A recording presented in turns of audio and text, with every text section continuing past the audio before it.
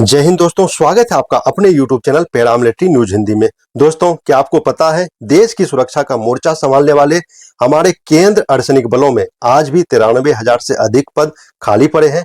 जहां एक तरफ जवानों पर ड्यूटी का बोझ बढ़ता जा रहा है, वहीं दूसरी तरफ भर्ती प्रक्रिया की रफ्तार अभी भी धीमी है।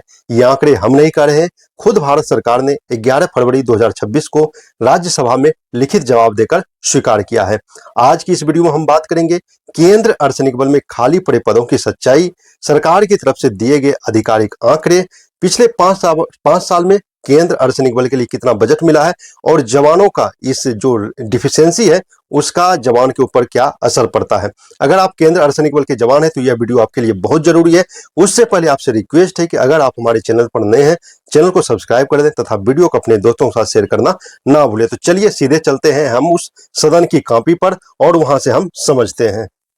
तो जैसा कि आपको स्क्रीन पर दिख रहा होगा, भारत सरकार गृह मंत्रालय राज्यसभा का प्रश्न संख्या है 1348, जो कि 11 फरवरी 2026 को पूछा गया था। यहाँ पर श्री रणदीप सिंह सुरजेवाला द्वारा पूछा गया था, केंद्र सशस्त्र पुलिस बल में मानव संसाधन की रिक्तियां, मतलब कितना डिफिशियंसी चल रही है उसके बारे में पूछा गया।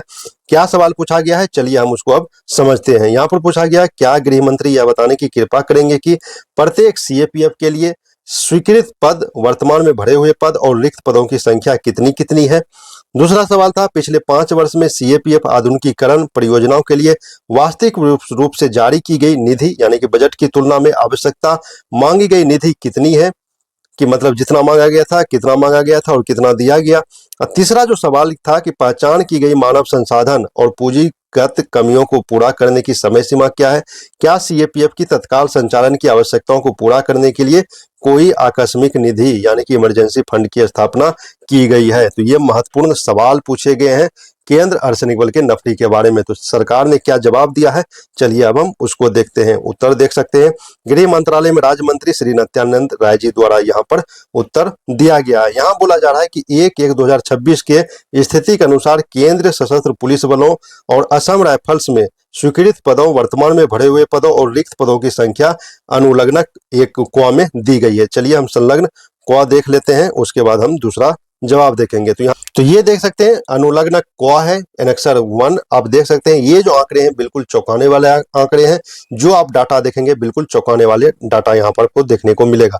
दिनांक 1 जनवरी 2026 की स्थिति के अनुसार यहाँ पर कितना रिक्त पद है और कितना भरा गया है वो दिखाया गया है। असम राइफल्स में देख सकते हैं स्वीकृत पद 65,540 है, जिसमें कि 61,791 वर्तमान में भरे हुए पद हैं। ये 1 जनवरी 2026 तक का डाटा है। खाली जो पड़ा है 3749 है। बीएसएफ में 2,71,877 स्वीकृत पद है, जिसमें 2,57,346 पद भरे गए हैं। 14,531 पद खाली पड़े हैं। सीएसएफ में 1,98,772 स्वीकृत पद है, जिसमें 1,59,956 फुलफिल कर दिया गया है और 28,342 अभी भी वैकेंट है। सीआरपीएफ में 3,30,818, इसमें 3,03,418 फुलफिल कर दिया गया है। 27,400 अभी भी रिक्ति चल रही है। आईटीबीपी में 1,05,136, जिसमें कि 92,803 फुलफिल हुआ है और 12,333 वैकेंट चल रहा है। एसएसबी में 1,05,49, जिसमें कि 94,331 भर दिए गए हैं और 67,184 अभी भी खाली है। तो टोटल आप देखेंगे तो 10,72,692 ये केंद्र अर्धसैनिक बल का पूरा आंकड़ा है, जिसमें कि 9,69,645 फुलफिल कर दिया गया है और 93,139 पद अभी भी खाली पड़े हैं। तो अब ये आप रिक्ति का देख के, खाली देख के आप अंदाजा लगा सकते हैं कि इसका कितना असर हमारे जवान के ऊपर पड़ रहा है। इसमें जवान पर ड्यूटी का बोझ ज्यादा पड़ जाता है, छुट्टी का फिर प्रॉब्लम होने लगता है, पोस्टिंग में वहां पर पोस्टिंग में भी दिक्कत आ जाती है और जो ऑपरेशनल स्ट्रेस होता है, ज्यादा नफरी नहीं रहने के कारण ऑपरेशनल स्ट्रेस भी पड़ता है और फैमिली लाइफ पर भी इसका असर देखने को मिलता है। यानी कि जो जवान देश की सेवा कर रहे हैं उस पर वर्कलोड का लगातार बोझ बढ़ रहा है।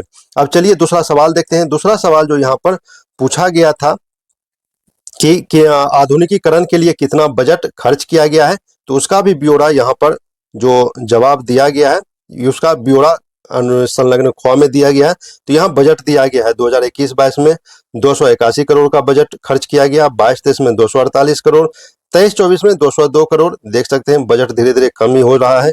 24-25 में 181 करोड़, लगभग 3-4 साल से बजट कम था, लेकिन 2025-26 में 31 जनवरी 2026 तक यहाँ पर बजट बढ़ाया गया, 352 करोड़ का बजट आवंटित किया गया है हमारे केंद्र अर्धसैनिक बल को डेवलपमेंट करने के लिए, उसको आधुनिकीकरण करने के लिए, मॉडिफाइड करने के लिए बजट में बढ़ोतरी लास्ट साल में यहाँ पर की गई है।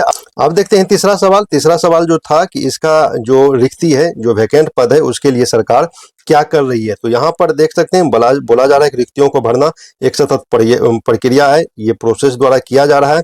यहाँ पर बोला जा रहा है कि सभी केंद्रीय सशस्त्र पुलिस बलों और असम राइफल्स को नॉन जनरल ड्यूटी समरगों में रिक्तों पदों पर समयबद्ध तरीके से भर्ती करने का निर्देश जारी कर दिया गया है। कांस्टेबल जीडी के पद पर वार्षिक भर्ती, जिसके लिए कर्मचारी एसएससी के साथ एक ज्ञापन एमओयू समझौता किया गया है। जनरल ड्यूटी पर भर्ती के समन्वय के लिए कांस्टेबल जीडी, एसआई जीडी और एसी जीडी यानी असिस्टेंट कमांडेंट जीडी के रैंक में भर्ती के लिए दीर्घकालिक आधार पर एक नोडल बल भी नामित किया गया है, जो कि इसकी देखरेख करेंगे कितना वैकेंट चल रहा है, कितना भर्ती हो रहा है।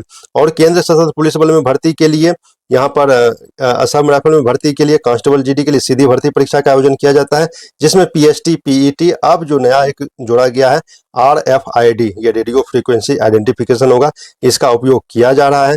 पदोन्नति आधार रिक्तियों को भरने के लिए विभागीय पदोन्नति समिति डीपीसी की बैठकों का नियमित आयोजन किया जाता है। ये आप हमें जरूर बताइएगा, आप लोग का प्रमोशन का क्या स्थिति है, क्या आप लोग को समय से प्रमोशन मिल रहा है कि नहीं मिल रहा है। सरकार बोल रही है कि डीपीसी का आयोजन किया जाता है।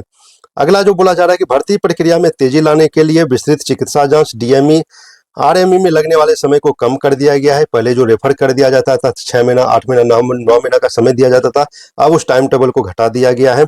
कांस्टेबल जीडी के पर्याप्त अभ्यर्थियों के लिए जो विशेष रूप से उन श्रेणी में जहां कमी देखी गई है, उसका जो शॉर्ट लिस्टिंग के लिए कट ऑफ मार्क है उसको भी कम कर दिया है, ताकि ज्यादा से ज्यादा जो हमारे जवान है उसमें भर्ती हो सके। तो यहाँ पर केंद्र अर्धसैनिक बल, असम राइफल और एनएसजी के कार्यालय भवन, आवासीय भवन, जमीन अधिग्रहण के लिए भी पुलिस अवसंरचना योजना की घोषणा की गई है, जिसमें कि 18,131 करोड़ रुपये खर्च किए गए हैं, जिसमें कि सभी का ऑफिस, एकोमोडेशन और जो जमीन का परचेजिंग होता है उसकी कार्रवाई इसके द्वारा की जाती है। तो यहाँ डेवलपमेंट का बारे में पूछा गया था, तो वहां बता दिया कितना रुपया खर्च हो रहा है, इस तरह से भर्ती की जा रही है। लेकिन दोस्तों सवाल अभी भी वहीं अटका हुआ है, जब इतनी वैकेंसी है, इतने वैकेंट पड़े हुए हैं, तो फिर इसका रिक्रूटमेंट जो होता है, भर्ती में इतनी देरी क्यों हो रही है। क्योंकि जवान नहीं रहने के कारण जवान पर लगातार जो ड्यूटी का बोझ बढ़ता जा रहा है। क्या सिर्फ कागजों में प्रक्रिया तेज हो रही है, ग्राउंड लेवल पर सुधार कब दिखेगा। क्योंकि हमारे केंद्र अर्धसैनिक बल के जवान, जो सीएपीएफ के जवान हैं, वो देश की रीढ़ है, क्योंकि इन्हीं जवानों से देश सुरक्षित है। लेकिन सिस्टम अभी भी परेशानी को नहीं समझ रहा है। भर्तियों समय पर हो, छुट्टी सही समय पर मिले, ड्यूटी का बोझ कम हो, ये हर केंद्र अर्धसैनिक बल का हक है। अगर आप केंद्र अर्धसैनिक बल के जवान है या आपके परिवार में कोई जवान है, तो कमेंट में जरूर लिखें कि आपके यूनिट में भी स्टाफ की कमी है। इस वीडियो को ज्यादा से ज्यादा शेयर कीजिए, ताकि ये मुद्दा हर जिम्मेदार व्यक्ति तक पहुंच सके। मिलते हैं नेक्स्ट वीडियो में नए अपडेट के साथ, तब तक के लिए जय हिंद।